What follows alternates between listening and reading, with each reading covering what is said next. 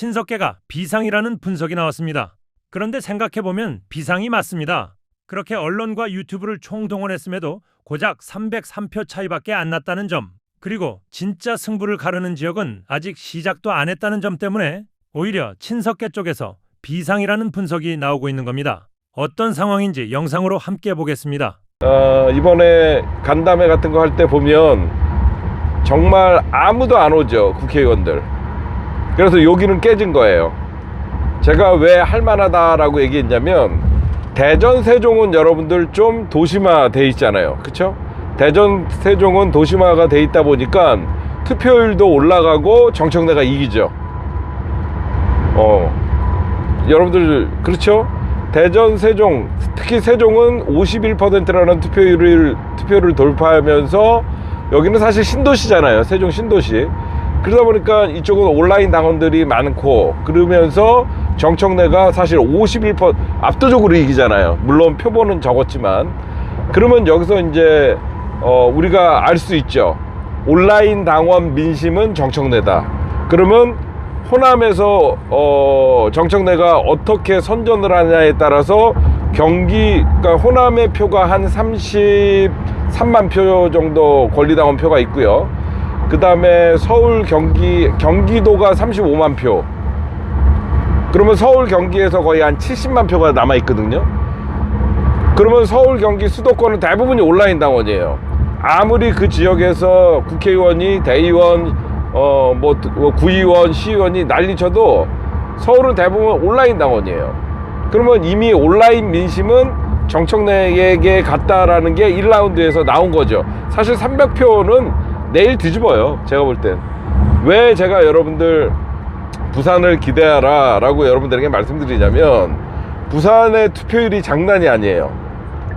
여러분들 지금 부산 투표율이 제가 알기로는 거의 50%, 49점 몇인가 여러분들 보셨죠? 굉장히 제가 과학적으로 여러분들 지금 분석을 좀 해드는 거예요. 그쵸? 여러분들 공감하시죠? 제가 하는 분석. 내일 부산은 그러면 왜 부산이 지금 몇 표가 남아있죠? 부산 표가 4만, 경남이 4만 표고 부산이 한 2만 표가 권리당원 정도 한번 찾아봐 주시면요, 부산에서 내일 여러분들 아마 김민석 후보와 정청래 후보가 가장 큰 차이로, 부산에서 아마 정청래 후보가 압도적인 승리를 할 가능성이 큽니다. 진짜로 여러분들 제 말 보세요. 그쵸? 부산에서 울산은 표가 그렇게 많지가 않아요, 권리당원 표가. 부산이 왜 그러면 정청래에게 압도적인 승리가 저는 예상되냐? 일단 부산에선 뉴 이재명이 먹히지가 않았어요. 특히 이재명 픽이라고 하는 하정우마저도 사실 한동훈에게 깨졌습니다. 무소속 한동훈에게 졌어요. 그러면 부산에서는 실질적으로 뉴 이재명 세력들이 지역위원장을 차지하거나 그런 지역이 그렇게 많지가 않아요. 부산은 여러분들 전재수가 당선된 것만 보셔도 아직도 노사모나, 지금 부산이 여러분들 부산에 있는 민주진영의 노사모분들이나 부산에 있는 민주진영의 여러분들 지지자들이요, 제일 싫어하는 게 김대중, 노무현, 문재인이라는 이 정신을 배제하는 걸 가장 경계하고, 노무현 대통령의 고향이었던 노사모가 가장 많은 친노 친문의 지역이 부산입니다. 가장 강성당원들이에요. 여기에 남아있는 친노 친문은 강성이에요. 그래서 이현주나 이런 사람들의 어떤 그런 행동에 대해서 여러분만큼 반발심이 굉장히 커요.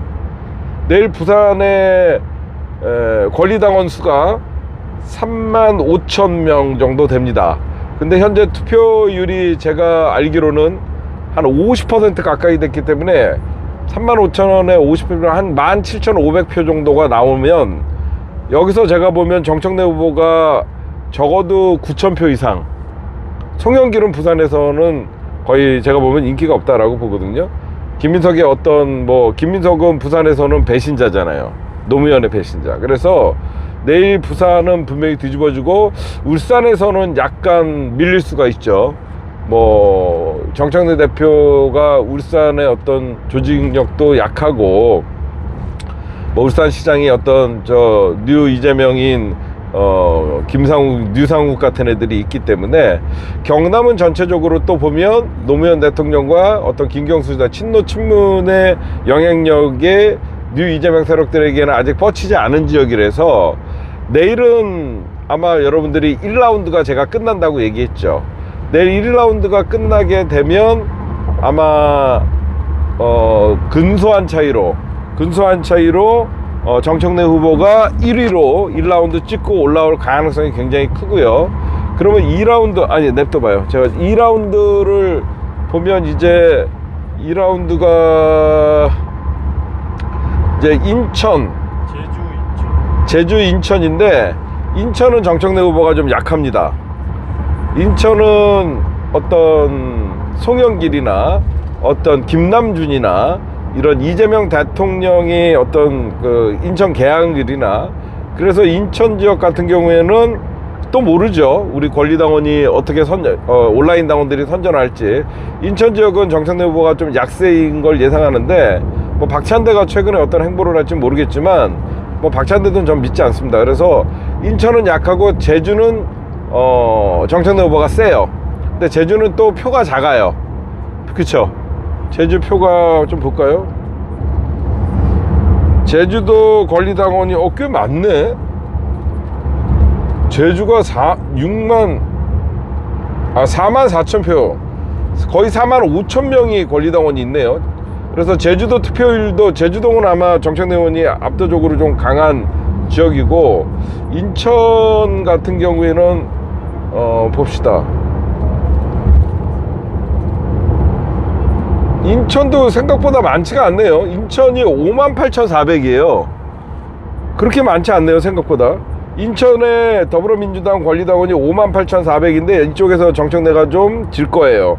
그러면 제주에서 만회를 해서 저희가 인천, 제주, 그 다음에 어디죠? 강원, 대구. 강원, 대구. 강원, 대구 지역에서 강원도는 정청래가 유리합니다. 이번에 강원도 유세를 정청래가 많이 다니고 아무래도 그쪽 지역에 뉴 이재명 세력들의 영향력이 그렇게 많이 뻗쳐져 있지 않기 때문에 강원도는 정청래가 유리해요. 근데 강원도의 표를 보니까 4만 5천 표 정도가 있어요. 4만 5천 표 정도가 있고 강원, 대구는 지금 14,000표가 있어요. 여기는 14,000표가 있으니까 강원도에서 좀 이기면 이제 2라운드가 끝납니다. 이제 3라운드는 전남, 전북 두 개인가요? 수원, 전남, 전북, 수원, 일산, 서울. 예, 경기 서울. 그렇죠. 그러니까 전남, 전북, 경기, 서울이 이제 묶여 있죠. 여러분들 경기도가 권리당원이 더불어민주당에서 가장 많아요. 33만 8천이고 전남, 전북을 합쳐봐야 31만 8천이에요. 서울이 몇 만이냐면 지금 눈에 안 보이냐. 서울이 25만 7천이에요. 결국은 수도권에서 결판 나는 거예요. 김민석이랑 정청래가 호남에서 백중세를 이루게 되면 이제 결국은 70만 표가 달린 서울, 경기에서 저는 판가름이 난다라고 보는데 서울, 경기는 대부분이 온라인 당원이에요.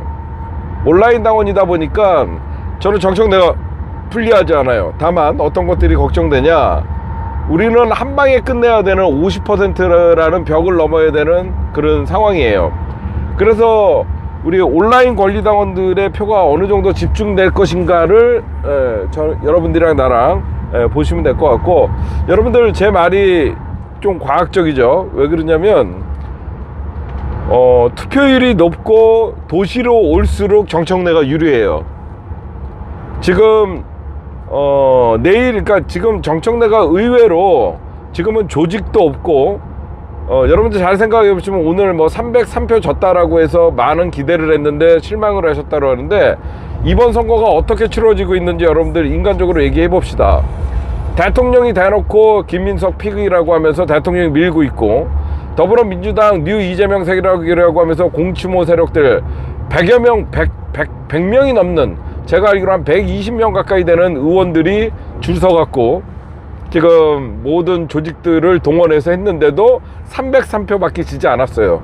그것도 도농복합지역에서 시의원과 구의원들의 말빨이 먹히는데도 불구하고 시의원, 구의원, 도의원들의 말빨이 먹히는데도 불구하고 정청래가 2군데 지고 2군데 이겼어요. 그렇죠? 어떻게 보면 지역별로 하면 도시는 정청래가 이기고 도농복합지역은 김민석이 이긴 거예요.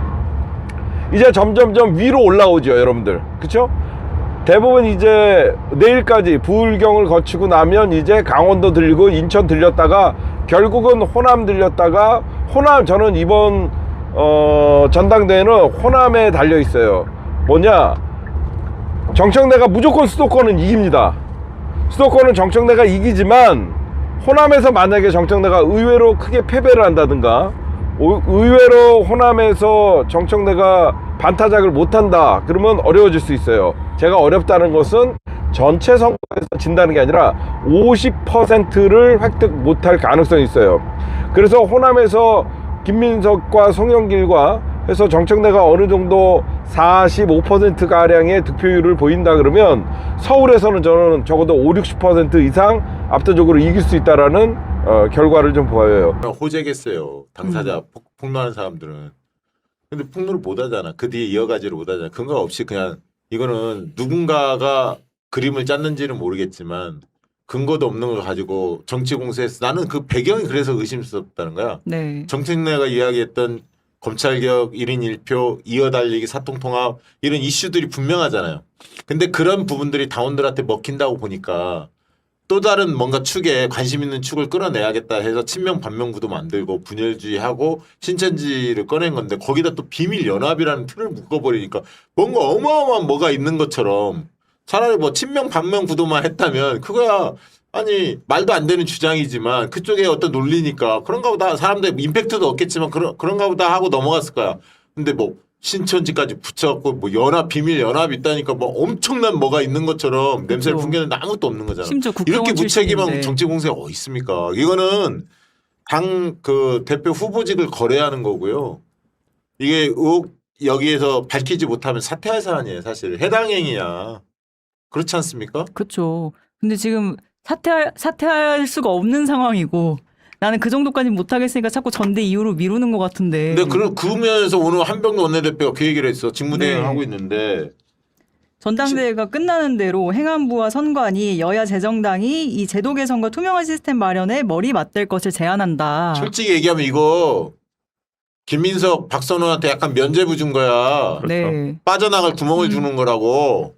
저는 이게 그런 게 아닌가 싶어요. 그 김민석 후보가 본인 X에다가 이제 뭐 이중 당적자들 뭐 이런 사람들에게 자율 정리할 수 있는 30일 주자, 그리고 신천지 수사에 협조하자 이런 식으로 하면서 나는 앞으로 포지티브 공세로 전환하겠다, 인원이 좀 그만하자 이런 뉘앙스로 X를 올렸단 말이에요. 거기에 저는 화답하는 것 같아요. 비겁하다고 네. 봅니다. 솔직한 얘기로.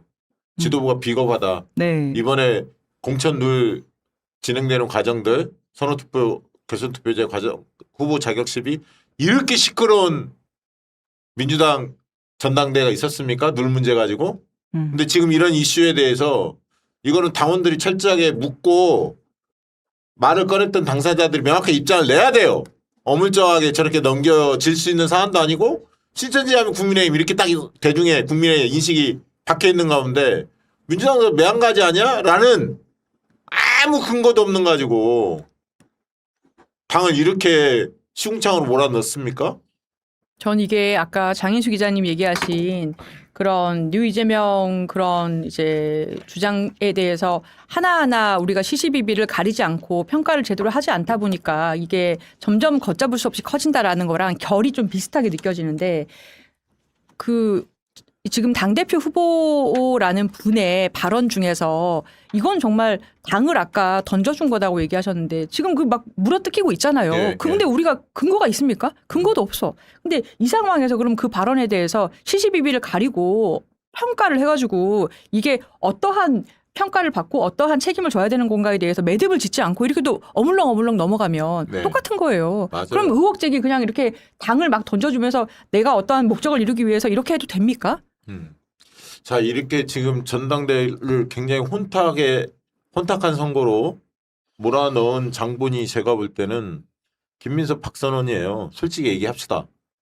그런데 그러면서 이제 지역위원장들 막 이런 게 그 의원들이 당원들에게 김민석 찍어라 막 이런 여러 가지 제보들이 막 이어지잖아요. 그런 문자도 많이 보내고 뭐 다양한 일들이 지금 벌어지고 있는데 오늘 저희한테 제보가 하나 들어왔습니다. 아까 모두에서 밝힌 대로. 일단 어느 정도 심각한 사안인지 일단 육성 한번 들어보시면 바로 느낌이 올 겁니다. 네, 여보세요? 네, 안녕하세요. 네, 더불어민주당 강동을 지역 사무실입니다. 네네. 요번 전당대회 있는 거 아시죠? 네네. 8월 17일 날, 꼭, 김민석님 좀 부탁드린다고 투표 좀 꼭 해주세요. 어디라고요? 지역구? 더불어민주당 강동을 지역 사무실이요.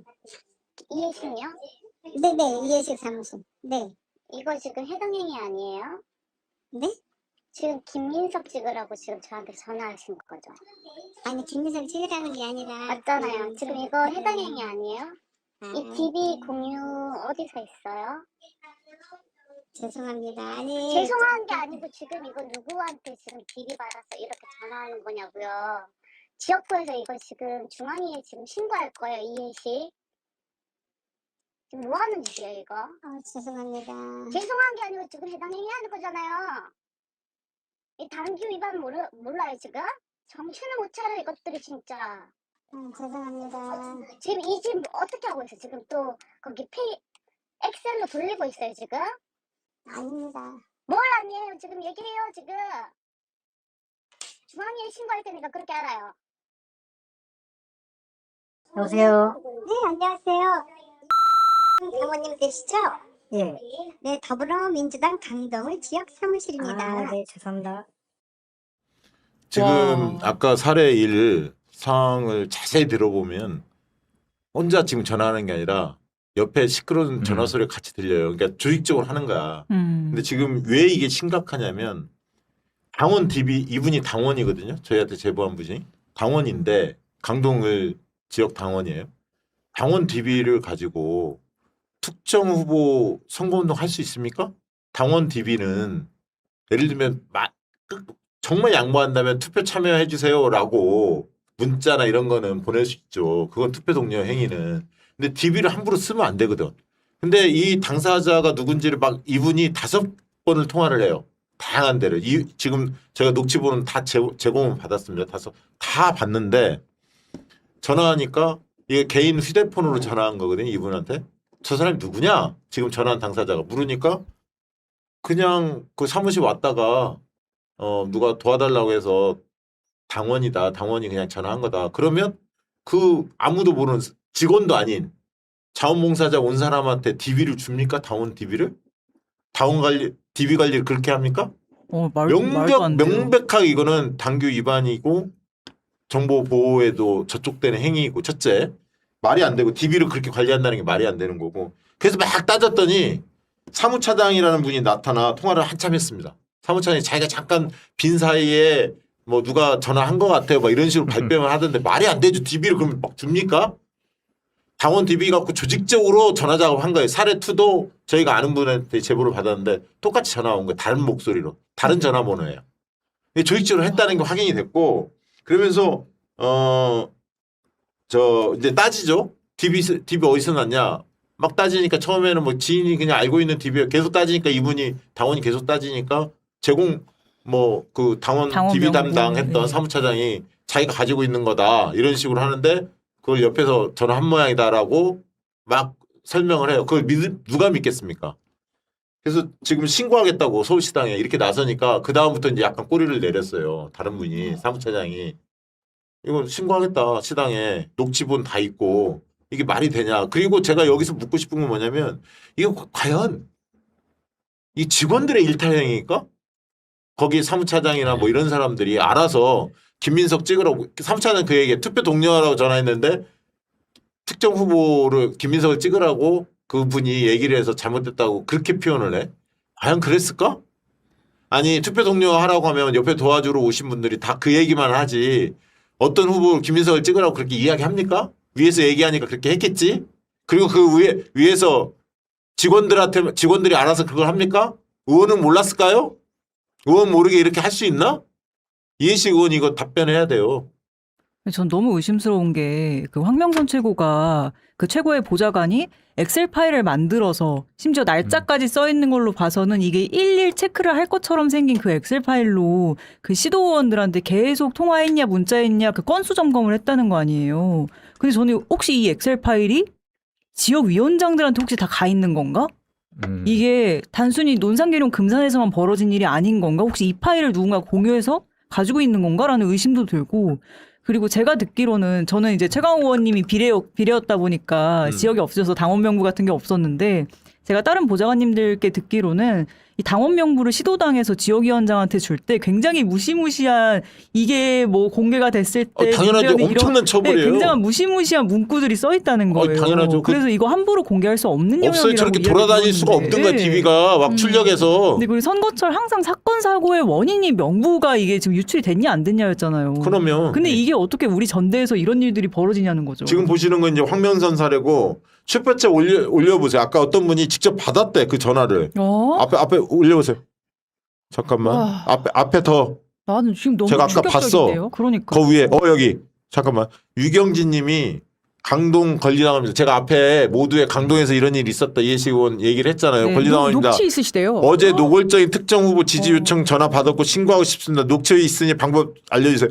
일단 저희 방송에 보내주시고요. 그 서울시당에 신고도 하시고. 이게 의원실에서 어떤 특정 후보 지지를 밝히면서 이렇게 얘기하는 게 불법이 안 되는 거예요? 안 되지. 당원당규상? 안 되지. 시의원 구의원은요? 시의원 구현은 모르겠네. 근데 그 DB를 어디서 났냐 이거야. 일단은 내가 선거운동 문제를 하더라도 그 하나씩 DB를 어떻게 정리를 구해. 좀 해보면은 일단 그 당원 명부라는 거를 뭔가 지금 지역위원장도 아닌 사람이 보고서 전화를 여러 명이 나눠서 돌리는 듯한 돌렸다는 정황이 거예요. 있잖아요. 그건 확인이 됐어. 이거 자체가 굉장히 문제인데 제가 참 벌써 몇 년 됐네요. 강북을에 출마했을 때 경선 이겨서 그러면 이제 지역을 거기서 위원장이 되는 거잖아요. 그때 중앙당에서 아까 우리 과장님 얘기한 것처럼 그 해당 지역에 명부를 주는데 필요하니까 주는데 굉장히 정말 신신당부를 하면서 거기 비밀번호 다 걸고 굉장한 보안 문서로 받았어요. 그리고 나중에 당연히 이제 폐기를 한 건데, 그래서 당원 명부라는 게 사실은 민주당의 이 지역에 이제 민주당에 가입한 사람들이 누구인지에 대한 명부잖아요. 근데 이게 어마무시한 기밀 문서예요. 그렇죠. 옛날 통진당 사태 때 기억나시겠죠? 그렇죠. 그때 당원 명부를 법원에서든 수사기관에서 받으려고 했을 때 그거 지키려고 다 가서 건물에 들어눕고 했단 말이에요. 그러니까 이게 직장이나 아니면 일반 사회에서 불이익을 받거나 아니면은 그렇게 할 수 있는 거기 때문에 철저한 개인 정보예요. 근데 이게 선거 목적으로 어떠한 특정 후보를 지지하라는 목적으로 이게 무슨 지역위원장도 아니고 시도당 위원장도 아닌 사람한테 정말 지극히 정말 개인 정보에 해당하는 건데 그렇지. 엑셀 형태로 여러 명이 나눠서 갖고 있다. 갖고 전화한 것으로 보여지잖아요. 네. 지금 만약에 그게 여러 소리가 사실이면 들리거든 주변에서. 네. 아까 우리가 들어봤잖아요. 네네. 미리. 이거는 들리거든. 정말 해당 행위예요. 아니 그리고요. 제가 왜 당원당규 문제냐면 위반이에요. 이게 개인과 개인의 DB 문제 첫째. 개인과 개인에서 누구 후보를 지지한다 이건 할 수 있지만 의원실을 밝히고 이야기한단 말이야. 여기 이해식 의원실입니다. 강동 사무실입니다. 밝히고 얘기해. 그거는 우리 의원이 이 사람을 지지하니 그 권위를 통해서 뭔가 강압은 아니지만 유도하는 지지를 유도하는 김민석을 지지하게끔 유도하는 그런 느낌으로 받지 않겠어요? 당원들이 받으면 우리 의원이 김민석 의원을 지지하는 모양이구나. 의원실 명의라고 밝히고 하거든. 내가 아무 그냥 당원인데 저는 선생님 김민석 후보가 좋아요. 김민석 후보 찍어주시면 어떨까? 그러면 이제 DB 문제만 남잖아. 너 내 번호를 어떻게 알아서 이렇게 되는 건데 이거 의원실의 권위를 실어서 얘기하거든. 그래서 문제라는 거예요. DB 문제 첫째. 의원실을 힘을 실어서 하는 행위. 이거 잘못된 거지. 그리고 이걸 조직적으로 했다는 거야. 알바로 썼나? 진짜 자원봉사자인가? 당원들인가? 그것도 모르겠고. 저는 그냥 이거 딴 얘기일 수 있는데 예고 하나 하겠습니다. 오늘 요 내용과 관련한 건데 또 나와? 비싼 거? 할까 말까 생각 중이었거든요. 제가 사실 당내 문제를 잘 몰라서 이게 심각한 건가 그랬는데 심각하네요. 요것과 관련해서 지금 오늘 박시영 TV가 공개한 것보다 훨씬 심각한 불법 선거 운동 야 그런 행태를 식으로 장인수 기자님 그런 식으로 저널리스트 내일 홍보하는 단독 보도하겠습니다. 내일 단독 보도. 좋아. 그냥 단순히 무슨 의원실입니다. 찍어주세요. 이 수준이 아닙니다. 예. 야 네. 진짜 이런 식으로 선거한다 진짜 참담합니다. 진짜 당을 왜 이렇게 이렇게 막무가내 참 이해식 의원이 옛날엔 그러지 않았는데 이미지가 이상해졌어. 자 그리고 오늘 MBC에서 그 9시에 그 후보들 당대표 후보들 생방송 한다는데 내용 보니까 순서를 받아봤는데 그건 오해입니다. 이 코너 이 시간이 1분씩 주어져요. 그건 보통 이제 주도권 토론 다 있잖아요. 주도권 토론 합니다. 그래서 뭐 당대표 자격은 뭐라고 보는지 민생경제 이게 이제 각각의 9분씩 주어지는 내용이 주로 그 내용인데 특이한 건 그건 오해입니다. 이건 오해입니다. 과연 이 대목에서 각 후보들이 해명을 해야 할 텐데 1분씩이면 이혜원 과장님 네. 각 후보들 중에 이 후보는 이렇게 이 문제를 오해라고 설명하지 않을까라고 생각되는 부분들이 있으면 제가 사실 그 코너가 있다는 걸 듣고 오해라고 할 만한 게 뭐가 있을까 적어보는데 한 대여섯 개씩 막 나오는 거예요. 이번 선거가 왜 이렇게 오해가 많이 양산된 그런 선거지? 라는 생각이 좀 들었는데 일단 송영길 의원님 같은 경우에는 제가 듣고 싶은 이건 오해입니다 주제라고 한다면 왜 박지원 최고에게 정치 생명을 끝내겠다라고 이야기를 했는지 그거에 대한 이야기를 전 듣고 싶은데 사실 송영길 후보 입장에서는 그냥 스무스하게 넘어가고 싶은 주제잖아요. 그렇다 보니까 제가 이 자격 논란이 있었는데 사실 그것이 오해입니다라고 이야기를 그냥 좀 스무스하게 넘어갈 것 같아요. 하지만 우리 국민들이 듣고 싶어하고 당원들이 듣고 싶어하는 거 왜 정치 생명을 끝장내겠다고 한 거냐. 그게 그치, 진심이었냐. 박지원 최고한테. 네. 그 다음에 신천지 얘기도 듣고 싶을 거고. 네. 그죠? 그런 게 좀 있고 그리고 이제 정청래 후보 같은 경우에는 제가 생각하기에 당원들이 좀 궁금해한다라고 생각한 건 왜 그런 이야기를 했을까? 국민은 영원하고 정권은 짧다라는 이야기를 왜 했을까? 그 의미가 뭘까? 아 그것도 있겠네. 네, 저는 그러네. 그 의미를 많이 궁금해할 거라고 생각을 하는데 그런데 정청래 후보 입장에서는 내가 왜 반명이 아닌가? 좀 그것도 이런 얘기하고 이야기를 싶어 하지 할 거고 않을까? 솔직히 가장 솔직하게 이야기해야 할 거는 사실은 합당 논쟁 과정에서 나 혼자만의 이게 생각이 아니었다 이 얘기를 해야 하는데 말을 그 얘기는 못 할 겁니다. 아마. 네. 그렇죠. 그 뭐 알만한 사람 다 아는 내용이지만 오늘 하는 게 MBC가 처음이고 TV 토론은 처음인 거잖아요. 그리고 예, 이제 예, 3사에서 한다는 거 아닙니까? 그렇죠. 예, 세 번 이제 한다고 세 번을 들었습니다. 한다고 했고 근데 그 구성이 재밌긴 하더라고요. 그러니까 예. 공통 질문으로 주도권 토론에서는 당대표 자격은 예. 이걸로 9분씩 예. 한다고 하고 그다음에 그건 오해입니다 코너에서 1분씩 발언권을 주고 그다음에 다시 민생 경제 해가지고 주도권 토론을 이번에는 이제 하는 걸로 하고 마무리 발언. 그러니까 이번에 1회니까 민생 경제를 주제로 하는 거죠. 네. 이렇다고 하고 근데 뭐 오해입니다 코너에서는 신천지 반명이라는 오해, 뭐 합당 논란, 뭐 이런 거 다 예상되죠. 그렇죠. 그런 예. 거 뭐 아무튼 좀 지켜봅시다. 좀 있으면 뭐 한다고 하니까. 그러면 변호사님이 듣고 싶은 김민석 후보의 오해는 뭐예요? 많은데요. 진짜 꼽기 어렵죠. 너무 많아. 본인이 얽히신 일이 많은데 너무 궁금한데 다 내가 한 거 아니다. 뭐 그쪽에 물어봐라. 다 뭐 내 발언은 사실 그런 거 아니었어. 뭐 이제 뭐 포지티브로 전환해 이러시니까 사실 1분 갖고는 안 될 것 같은데요. 맞아요. 너무 부족하긴 합니다. 이걸 한 20분 줘야 되는데요. 그리고 정청래 대표가 이제 당원대 의심, 당심대 의심, 그러니까 당원의 표심과 의원들의 표심 이 구도를 한번 글을 쓴 적이 있었죠. 페북 때 과거에 뭐 박찬대 때도 그런 이야기를 한 적이 있었고 실제로 이제 표심 차이가 컸죠. 과거 대의원 표심하고 권리당원 표심이 상당한 차이가 났기 때문에 이번에는 특히나 1인 1표제가 됐기 때문에 대의원은 의미가 없고 그래서 이제 의원들의 표도 한 표, 당원들의 표도 똑같이 한 표예요. 근데 의원들이 영향력이 있다 보니까 의원들이 지금 아까 의원 사무실 사례를 이야기했습니다만 의원의 권위를 가지고 당원들한테 여러 가지 뭔가 행사하려고 하는 그런 권위를 행사하려고 하는 그런 일련의 모습들이 지금 보입니다. 근데 이 정청래 의원이 왜 굳이 당심대 의심 구도로 꺼냈을 거라고 보십니까?